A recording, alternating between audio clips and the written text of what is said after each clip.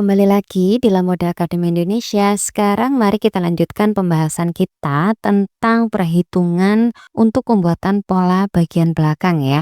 Di sini yang pertama kita akan mencari jarak dari titik A ke titik B ya. Rumus atau formula untuk mencari jarak dari titik A ke titik B itu adalah panjang punggung ditambah 1,5 cm sampai dengan 2 cm. Nah, panjang punggungnya sendiri berdasarkan ukuran contoh yang sudah aku berikan di pembahasan awal ya, itu terdapat 39 cm. Jadi di sini panjang punggungnya aku masukkan dari ukuran itu ke formula ya, jadi 39 cm. Kemudian akan aku tambahkan dengan nilai yang sama dengan penambahan yang sudah aku lakukan di formula untuk pembuatan pola yang bagian depan ya, yaitu 1,5 cm. Jadi di sini 39 cm aku tambahkan 1,5 cm. Hasil akhirnya jarak dari titik A ke titik B itu ada 40,5 cm. Berikutnya di sini ada jarak dari titik B ke titik C. Formula untuk mencari jarak dari titik B ke titik C sendiri itu adalah setengah dari panjang punggung dikurangi 1 cm. Nah, di sini berdasarkan ukuran contoh ya, panjang punggungnya ada 39 cm. Jadi langsung saja dimasukkan ke formula ya. Setengah dari panjang punggung berarti setengah dikali 39 cm karena panjang punggungnya ada 39 cm ya, berdasarkan ukuran contoh yang ada. Kemudian hasil dari pembagian 39 dibagi 2 itu akan kita kurangi 1 cm. Jadi di sini 39 dibagi 2 itu ada 19,5 cm ya, kemudian dikurangi 1 hasilnya adalah 18,5 cm. Atau di sini kita juga bisa menggunakan panjang sisi. Kalau kita menggunakan panjang sisi berdasarkan ukuran contoh yang sudah ada, panjang sisinya itu ada 18 cm. Nah, perlu diingat di sini jika pada perhitungan pembuatan pola depan di awal kita memilih untuk menggunakan formula, maka untuk pembuatan pola belakang kita juga harus menggunakan formula ya. Kalau kita menggunakan panjang sisi untuk pembuatan pola bagian depan, maka di bagian pola belakang kita juga harus menggunakan panjang sisi. Jadi harus disamakan ya antara pola depan dan pola belakang. Kita tidak boleh membuatnya itu berbeda ya antara pola depan dan pola belakang. Misalnya saja pola depan kita menggunakan panjang sisi, lalu di bagian pola belakang kita menggunakan formula. Itu tidak bisa ya, karena panjang dari polanya nanti itu akan berbeda. Karena kalau kita menggunakan panjang sisi di sini ada 18 cm. Kalau kita menggunakan perhitungan formula, hasilnya itu adalah 18,5 cm. Jaraknya memang tidak terlalu banyak ya, hanya 0,5 cm. Tapi untuk mendapatkan hasil pola yang presisi, sebaiknya itu panjang dari polanya itu sama ya di bagian dari titik B ke titik C ini ya, seperti itu. Nah, kemudian di sini ada jarak dari titik A ke titik D. Nah, jarak dari titik A ke titik D ini adalah jarak untuk kedalaman dari lubang leher yang di bagian belakang. Nah, di sini rumus untuk mencari jarak dari titik A ke titik D itu adalah kita turunkan 1 cm atau 2 cm ya. Nah, kalau kita mempunyai klien itu yang badannya kecil, kurus sampai ke sedang, itu kita bisa turunkan 1 atau 1,5 cm ya. Tapi kalau kita mempunyai klien yang badannya itu gemuk, maka sebaiknya diturunkan sebanyak 2 cm ya. Tapi di sini karena ukuran contohnya ini memiliki ukuran badan yang standar, jadi aku akan menggunakan 1 cm saja untuk kedalaman lubang leher yang di bagian pola belakang ini ya. Nah, berikutnya di sini ada jarak dari titik A ke titik A aksen. Formula untuk mencari jarak dari titik A ke titik A aksen ini adalah 1/6 dari lingkar leher, kemudian ditambah setengah cm ya. Di sini lingkar lehernya berdasarkan ukuran contoh terdapat 36 cm. Jadi lingkar lehernya kita bagi 6 terlebih dahulu. Di sini 36 dibagi 6 hasilnya 6 ya, kemudian ditambah setengah cm. Jadi hasil totalnya ada 6,5 cm ya, seperti itu. Lanjut, di sini ada jarak dari titik A aksen ke E. Nah, formula untuk mencari jarak dari titik A aksen ke E itu adalah panjang bahu. Berdasarkan ukuran contoh, panjang bahunya itu ada 13 cm. Jadi di sini jarak dari titik A aksen ke E itu adalah 13 cm. Kemudian di sini lanjut dari titik E itu kita perlu untuk menurunkan sebanyak 4 cm ya, sebagai rendah bahu namanya ya. Jadi di sini diturunkan 4 cm. Kalau di bagian pola depan itu diturunkan 3,5 cm ya, tapi untuk pola belakang itu diturunkan 4 cm. Nah, kenapa berbeda? nilainya? Iya, karena nanti agar pola bagian depan itu bahunya ketika dijahitkan dengan bahu yang di bagian pola belakang, jadi bahu di pola bagian depan itu bisa tertarik ke belakang gitu. Jadi seperti itu ya. Jahitan di bagian bahunya itu tidak tertarik ke depan sehingga jahitannya itu bisa sedikit ke arah belakang. Jadi seperti itu ya. Nah, kemudian di sini ada formula untuk mencari jarak dari titik D ke titik D aksen. Nah, di sini jarak dari titik D ke D aksen itu antara 8 sampai 10 cm. Nah, untuk jarak dari titik D ke D aksen ini, jika klien kita itu memiliki badan yang tidak terlalu tinggi atau tinggi badannya itu standar gitu ya, kamu bisa menggunakan 8 cm saja. Tapi kalau misalnya klien kita itu bertubuh tinggi sekali, kemudian proporsi badannya itu bagian torsonya itu panjang, kamu bisa menggunakan 10 cm ya. Jadi di sini disesuaikan dengan bentuk tubuh atau ukuran tubuh dari klien kita. Kalau klien kita itu pendek ke sedang bisa memakai 8 cm.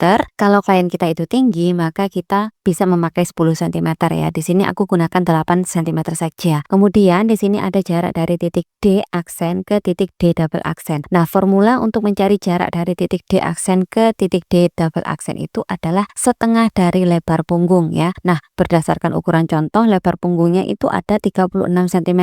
Jadi di sini kita tinggal bagi dua saja ya. Jadi 36 dibagi 2 hasilnya ada 18 cm. Jadi jarak dari titik D aksen ke titik D double aksen itu ada 18 cm.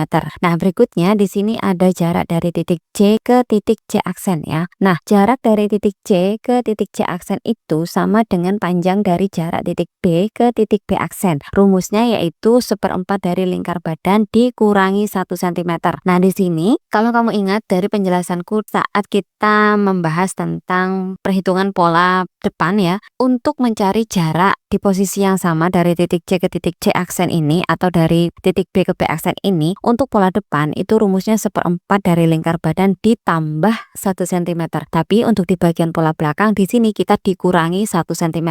Ini nanti yang akan menyebabkan pola bagian depan itu akan menjadi lebih besar dibandingkan ukuran dari pola yang bagian belakang ya. Karena nanti tujuan utama kita yaitu ketika pola itu dijahit antara pola depan dan pola belakang, maka bagian pola depan itu bisa tertarik sedikit ke arah belakang. Jadi jahitannya itu tidak pas di bagian samping atau di bagian sisi badan kita ya, tapi itu bisa tertarik sedikit saja ke bagian belakang ya. Jadi pola yang di bagian depan itu bisa menutup badan kita sampai jahitan yang di bagian sisi pakaian itu posisinya itu bisa agak sedikit bergeser ke belakang. Jadi seperti itu ya. Nah, kemudian di sini jika kita masukkan ukuran contoh yang sudah ada ke dalam formula, maka 1/4 lingkar badan di sini menjadi 1/4 dikalikan 90 cm ya. Kemudian hasilnya dikurangi 1 cm. Nah, 90 dibagi 4 hasilnya ada 22,5 cm ya. Kemudian kita kurangi 1 cm, hasil akhirnya ada 21,5 cm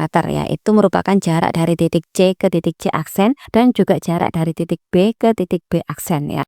Kemudian di sini ada jarak dari titik B ke titik F. Nah, formula untuk mencari jarak dari titik B ke titik F itu adalah 1/10 dikalikan lingkar pinggang, kemudian hasilnya dikurangi 1 cm, lalu kemudian ditambah 3 cm.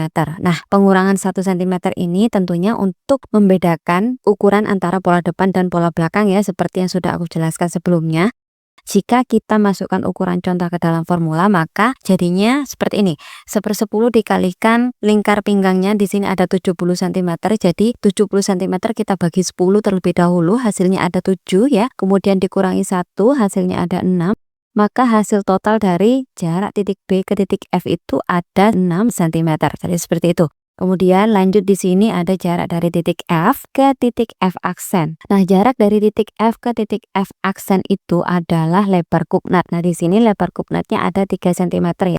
Maka di sini dari titik F ke titik F aksen kita beri jarak 3 cm ya sebagai lebar dari kupnat. Nah, di sini berikutnya kita akan mencari jarak dari titik B ke titik B double aksen. Rumusnya yaitu 1/4 lingkar pinggang dikurangi 1 cm kemudian ditambah 3 cm ya. Nah, di sini untuk pengurangan 1 cm tentunya untuk membedakan ukuran pola antara pola depan dan pola belakang ya, agar pola belakang itu ukurannya jauh lebih kecil dibandingkan dengan ukuran pola depan. Kemudian di sini 3 sentimeter adalah pelebaran untuk kupnat. Nah, kalau kita masukkan ukurannya ke dalam formula, maka 1/4 kali lingkar pinggang yaitu 1/4 dikalikan 70 sentimeter, kemudian hasilnya akan kita kurangi 1 sentimeter, lalu kita akan tambahkan 3 sentimeter.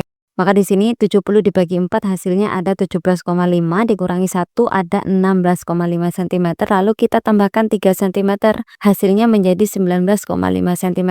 Jadi di sini jarak dari titik B ke titik B double aksen itu adalah 19,5 cm ya. Kemudian di sini ada titik B. Titik B di sini kita turunkan 1 cm saja. Nah, untuk di bagian titik B ini untuk pola belakang kita hanya turunkan 1 cm ya, karena di bagian belakang kan tidak terdapat benjolan seperti di bagian dada ya untuk pola bagian depan. Maka untuk pola bagian belakang ini kita hanya perlu untuk menurunkan 1 cm saja, atau kalau kamu mau menyamakan antara pola depan dan pola belakang itu bisa diturunkan sebanyak 2 cm ya. Kemudian yang terakhir di sini ada dari titik B ke titik E. Nah, untuk jarak dari titik B ke titik E itu adalah ukuran uji 2 ya. Nah, ukuran uji 2 ini fungsinya untuk meng-cross check bentuk dari pola yang sudah kita buat ya. Kalau misalnya jarak dari titik B ke titik E ini tidak sesuai panjangnya dengan ukuran uji 2, berarti kita perlu untuk melihat ulang antara masing-masing perhitungan dari formula untuk pembuatan pola belakang ini ya. Karena kalau perhitungan formula itu sudah benar, sudah tepat, maka jarak dari titik B ke titik E ini akan sama dengan jarak ukuran uji yang terdapat di ukuran ya.